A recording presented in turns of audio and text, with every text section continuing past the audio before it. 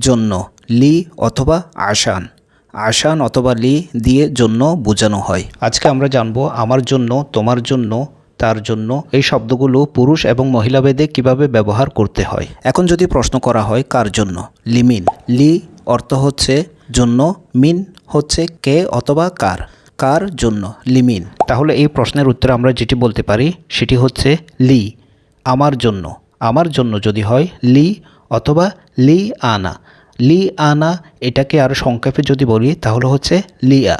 লিয়া এর মিন্স হচ্ছে আমার জন্য অথবা শুধু লি। তোমার জন্য যদি পুরুষ হয় তাহলে সেক্ষেত্রে বলবো হচ্ছে লাক। লাক লাক। লিমিন লাক মানে তোমার জন্য। আর যদি মহিলা হয় সেক্ষেত্রে আমরা বলতে পারি লিক। লিক অথবা লিকি। যদি মহিলা হয় সেক্ষেত্রে আমরা বলবো লিক অথবা লিকি মানে তোমার জন্য। তার জন্য। তার জন্য যদি পুরুষের ক্ষেত্রে হয় তাহলে বলবো হচ্ছে লা। লিমিন লাহ।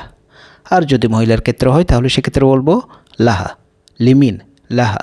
লাহা যখন বলবো তখন আমাকে বুঝে নিতে হবে এই জিনিসটা একজন মহিলার জন্য চাওয়া হচ্ছে। আমাদের জন্য লানা। লানা এটি হচ্ছে আমাদের জন্য। লানা আমাদের জন্য। তোমাদের জন্য লাকুম। লাকুম কুম হচ্ছে তোমাদের, আর লাকুম যখন বলা হবে তোমাদের জন্য। তাদের জন্য লাহুম। হুম হচ্ছে তাদের। আর যদি বলি লাহুম তখন হবে তাহাদের জন্য অথবা তাদের জন্য। এখন যদি কোনো একজন ব্যক্তির জন্য চাওয়া হয় তাহলে সেক্ষেত্রে যেমনটি আমরা বলতে পারি মোহাম্মদের জন্য অথবা শফিকের জন্য, রহিমের জন্য, তখন আমরা ওই নামটা লি লি এর পরপরই ওই নামটা বসাই দিব। যেমনটি হচ্ছে এখানে মোহাম্মদের জন্য লি মোহাম্মদ। লি মোহাম্মদ।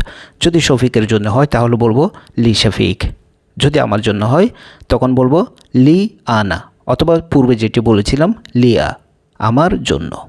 এতক্ষণ লি দিয়ে বলা হয়েছে, এটিকে আমরা আসান দিয়েও বলতে পারি। আসান যোগে কীরকম হতে পারে সেগুলো আমরা একবার জেনে নিই। আমার জন্য আশা আনি। তোমার জন্য আশা আনাক। আর যদি মহিলা হয় আশা আনিক। তার জন্য আশা আনা। তার জন্য যদি মহিলা হয় তাহলে সেক্ষেত্রে আমরা বলবো আশা আনহা। আশা আনহা। আমাদের জন্য আশা আনানা।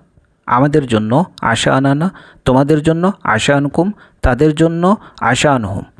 তদ্রূপভাবে লি সহযোগে যেমন মোহাম্মদের জন্য লি মোহাম্মদ ছিল, তদ্রূপভাবে আশান দিয়ে আমরা মোহাম্মদের জন্য এটি নিজে নিজে চেষ্টা করি। ধন্যবাদ।